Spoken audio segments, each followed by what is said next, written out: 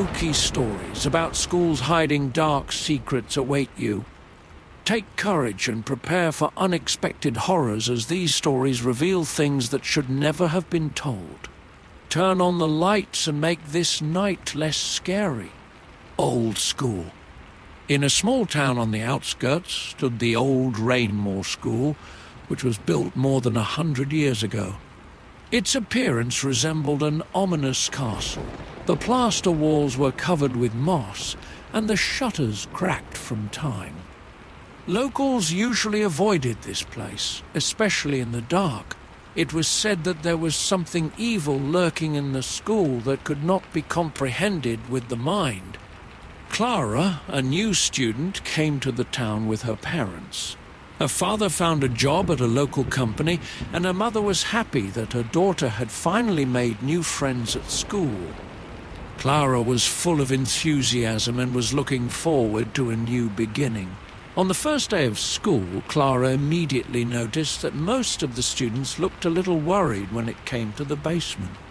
Whenever the class gathered at the door that led to it, there was silence, and everyone tried to get away from them quickly. The teachers never mentioned the basement, and its door was always locked. Clara's friends, James and Melissa, were her first friends. They were quite careful when talking about school, and always tried to change the subject when Clara asked about the basement. This forbidden zone caused Clara great interest and anxiety at the same time. One autumn evening, when the rain poured on the glass and the wind howled, Clara decided to find out more about the basement. She waited until all the students went home and went to school alone. Her heart beat faster as she approached the large wooden door to the basement. The door, covered in old varnish and dust, creaked as Clara pushed hard against it. She turned on the flashlight she had brought with her and started down the stairs. The basement was dark and dank, smelling of dampness and old wooden boards. She looked around the room, abandoned furniture, broken chairs and old boxes. As her eyes adjusted to the darkness, Clara noticed the children's toys scattered across the floor. In one part of the room lay an old teddy bear with a torn paw, and next to it were scattered drawings of evil figures with red eyes and scary smiles. Clara found torn posters with the inscriptions "Help" and "There is no way out." Her heart beat faster as she felt something was wrong. Restless sounds coming from the depths of the basement did not give peace. She decided to go further and saw small tracks leading to a closed door in the far corner of the basement. The next day, Clara decided to tell James and Melissa about her discovery. They looked even more concerned when Clara remembered the details she had found. James slowly explained that the cellar and its dark history were the stuff of local legend. All these stories about missing children, it's true. Mr. Rain was the headmaster of the school who used the basement for gruesome rituals, James began. They say that he kidnapped children and kept them here in the basement. He believed that his evil deeds could make him immortal. Melissa added that several years ago there were several cases of disappearances at the school. Children disappeared without a trace, and although an investigation was carried out, nothing concrete could be found. People said they heard strange noises from the basement and saw shadows, but no concrete evidence was found. Clara was amazed. She decided she needed to learn more about Mr. Rain and his rituals. James and Melissa agreed to help her. They began to search for records about the school in the library and archives. After several days of research, Clara, James and Melissa found old archives about the school. The book they found contained descriptions of Mr. Rain's rituals and practices. It was bound in an old leather cover and contained gruesome drawings and notations. The book described ways to keep evil forces at bay. Rituals included ancient spells and horrific rites aimed at consuming the souls of children. Clara and her friends were shocked to learn that Mr. Rain was not just a criminal, but a possessed spirit that could exist through fear and suffering. After they read the book, the night became even scarier. When Clara and James returned to the basement, they heard the same rustling again and myriads of unintelligible sounds. As they approached the deep corner, the darkness around them grew thicker, and they felt as if someone was watching them. Clara, James, and Melissa decided to go to the basement at night when the school was empty. They took with them lanterns, mobile phones, and old artifacts found in the book. When they went down, the basement seemed even more terrifying. The walls were covered with mold, and the air became heavy and stifling. When they reached the same room with the chains and tools, Clara noticed an old ritual circle written on the floor in red paint.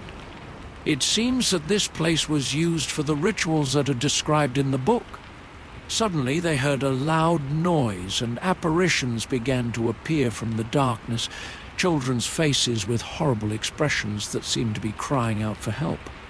The chains hanging on the walls began to tremble and ring. The cold that penetrated their bones made them feel real fear. Mr. Rain, a possessed spirit, appeared from the shadows.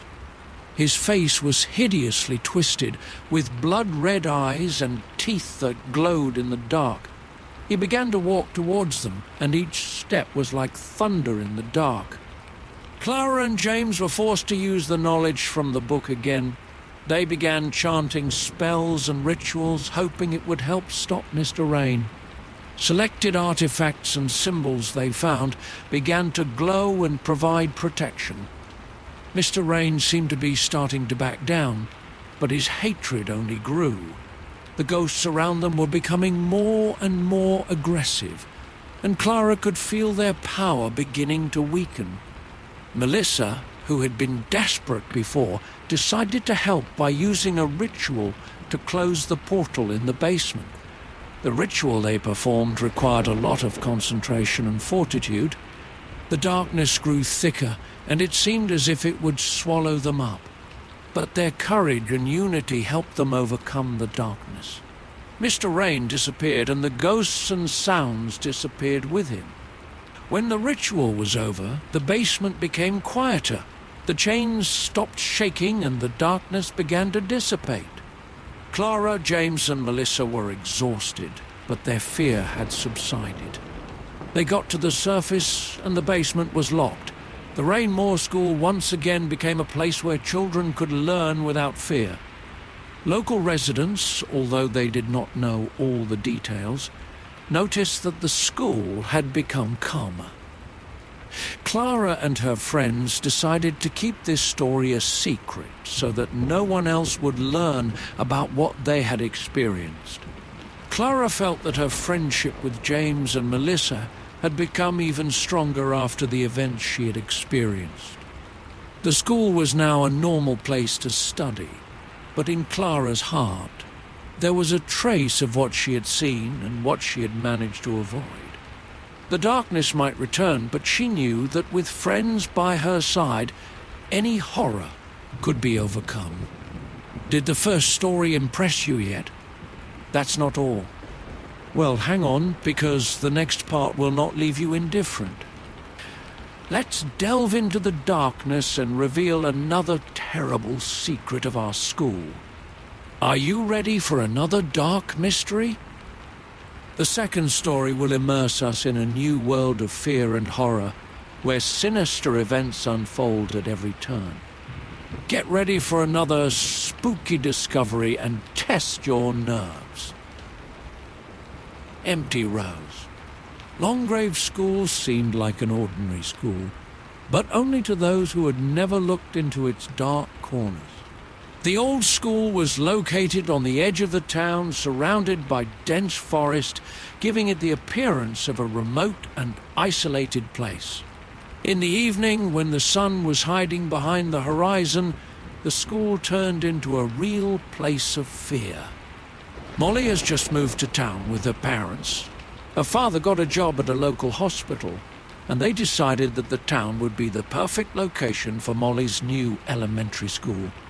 Longgrave School seemed normal at first glance, walls painted in light colours and classrooms equipped with modern teaching aids. But there was one thing that distinguished it from other schools. It was the empty rows of old desks in the great hall behind the castle. When Molly arrived, she heard from her classmates that the school had some mysterious legends. "They say that this hall has not been used for a long time," said one of the girls. "People say that from time to time they hear strange sounds. One night Molly couldn't sleep. She was interested in what could be so terrible in that hall. When her parents fell asleep, she decided to visit the old hall. She quietly made her way to the school through a window that had been left open after the repairs. Excited and anxious, she crept through the dark corridor and reached the great hall. The room looked as if it had not been touched by human hands for decades. The desk and chairs were in perfect order, although the dust on them indicated that they had been abandoned. Molly felt strangely cold as her flashlight illuminated the room. On the walls hung old posters and graphics that had long since lost their colourful appearance. Suddenly she heard a sound, weak but clear, as if someone put a pencil on the desk. Molly looked up to see one of the tables begin to move. She pressed the flashlight button, and the light fell on a row of empty desks. It looked like someone was trying to get up. Worried and scared, Molly decided to investigate. She began to look for any signs of life, but found only old notes and recent recordings that looked like they were from a bad dream. As she was checking one of the boxes, she suddenly heard a voice saying her name. Molly turned around, but there was nothing behind her. After returning home, she decided to talk to the school principal to learn more about the hall's history. The principal, an elderly man with a sickly appearance, began to talk about the school when it was new and actively used.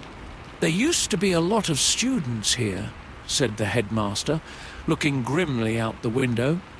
"But there were also those who could not adapt to the new educational environment. They began to disappear. In recent years, not a single student remained in that hall alone."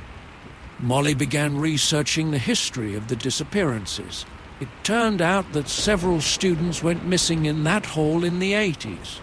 Testimonies from parents and teachers indicated that children disappeared at night when they were not at home. After each disappearance, the school became less and less popular, and eventually the old hall was closed. One evening, Molly returned to the hall, determined to find out more. She picked up the old records left in the closet and came across an old diary of one of the missing students. The diary told about fears and strange events that happened in the hall. The student described seeing shadows and hearing voices whispering his name.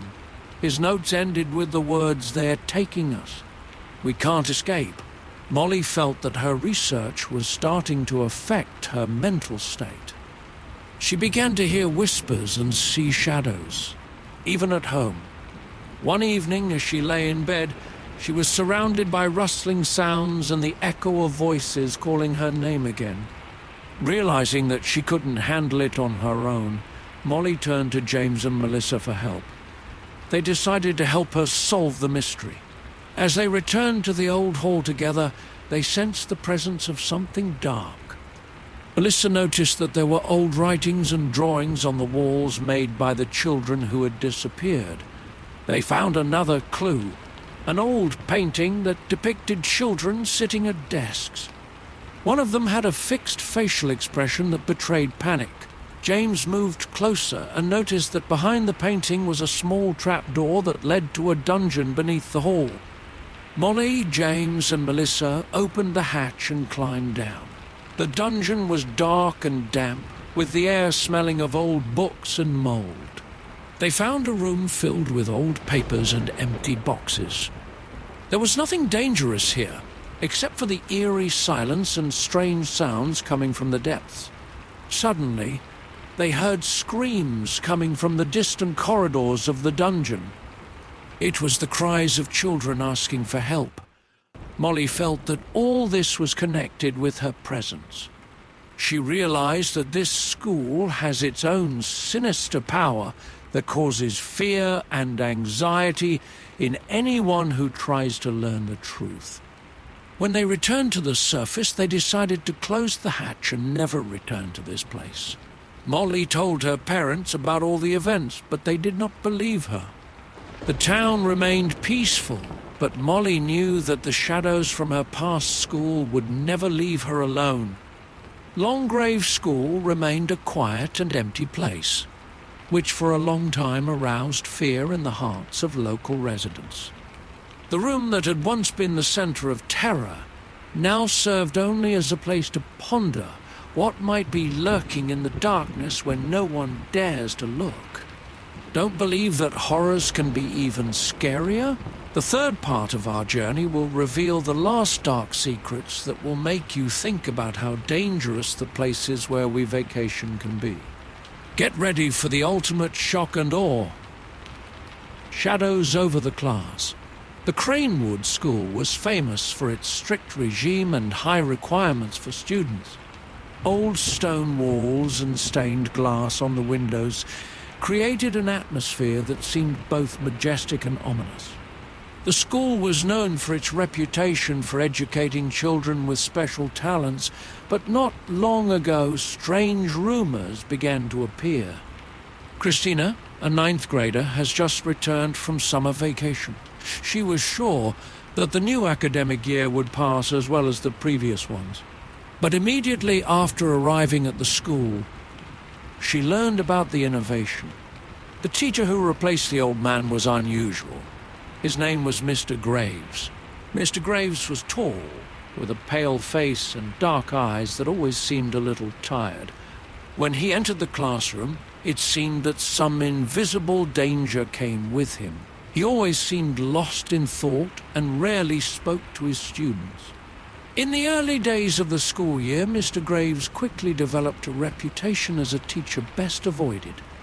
His lessons were so complex and confusing that even the best students felt uncertain. But the worst thing was that he required every student to complete tasks in his mysterious laboratory after school. Christina decided to find out more about Mr. Graves when her friend Leah, who had visited the laboratory several times, began to behave strangely. Leah became withdrawn and frightened, and even refused to talk about what was happening there. One evening, Christina, unable to bear it, decided to check the laboratory herself. She waited until all the students had gone home and walked over to the lab door, which was locked with an old rusty lock. To her surprise, Christina found the key under the flower pot by the door. She carefully opened the door and stepped inside. The lab looked like it hadn't been used in a long time. It smelled like dust and old chemicals. The walls were covered in dark stains, and the tables were littered with unexplained tools and unmarked bottles of various colored liquids. The big book lying on the central table attracted Christina's attention the most. The book was bound in old leather and looked very worn. Christina opened it and began to look through the pages. The book contained notes and drawings that told about various scientific experiments and research. The first chapter of the book described experiments involving the study of human emotions and methods of their manipulation. As it turns out, Mr. Graves is not just a teacher, but a researcher who sought to explore the depths of the human psyche through experiments on students. After Christina left the lab, she noticed that her friend Leah had become even more frightened. Leah told her about what was happening to her. It turns out that Mr. Graves used his knowledge to destroy the moral boundaries of the students and force them to perform brutal tasks. Leah described how Mr. Graves asked her to complete tasks that involved imagining her worst fears and phobias. She also noticed that many of the other students who also visited the lab began to behave strangely. They became aggressive or refused to communicate with anyone. Christina decided that something had to be done to stop Mr. Graves. She and Leah decided to gather information about his experiments and find a way to stop his sinister plans. Christina and Leah continued their research and found information that Mr. Graves had been fired from a previous job due to similar allegations. It turned out that he was conducting dangerous psychological experiments on children, and after being accused of misconduct, he moved to a new city to continue his research. They also learned that Mr. Graves was planning a large experiment that aimed to use fear as a weapon of manipulation and control. This was part of his plan to create a perfect disciple who did not feel any fear or doubt. One day, Christina and Leah decided to stop Mr. Graves. They went to his laboratory, where all the necessary evidence had already been prepared. They planned to expose his sinister intentions and create a scandal. While they were in the lab, Mr. Graves entered and the room filled with cold. He looked at Christina and Leah with an expression that seemed both interested and angry. "You'd better go," he said, his voice calm but with a hint of fear in it. "You don't understand what you got yourself into." Christina and Leah tried to explain the situation, but Mr. Graves became aggressive. He began to threaten them, indicating that they could not escape his experiments. Suddenly, during the argument, the door of the laboratory slammed shut, and it became dark inside. They heard strange sounds and rustlings which felt like the breathing of sinister forces. Mr. Graves, it seems, was not alone. Invisible presences began to surround them. Christina and Leah were able to find a way out of the laboratory and escape. They decided to go to the school administration and tell everything they learned. Due to the collected evidence and testimony, the school administration was obliged to start an investigation. Mr. Graves was fired and his lab closed. All his experiments were stopped, and the Cranewood School began to restore its reputation. Students who suffered from his experiments received support and help. Christina and Leah, although they went through difficult trials, remained strong friends. They knew that classes and school would be better now, but they kept the memory of what happened. Places of darkness and fear will always be part of their experience. But their courage and determination have become their strength. Cranewood School once again became a normal place where children could learn without fear. But in the memory of Christina and Leah, a trace remained of how important it is to fight for truth and justice, even when it seems impossible. Thank you for going through these scary stories with us. Subscribe to the channel for more horror stories and click the bell to stay up to date with all the news. Your likes and comments inspire us to create new scary videos. Do not forget to share your impressions in the comments.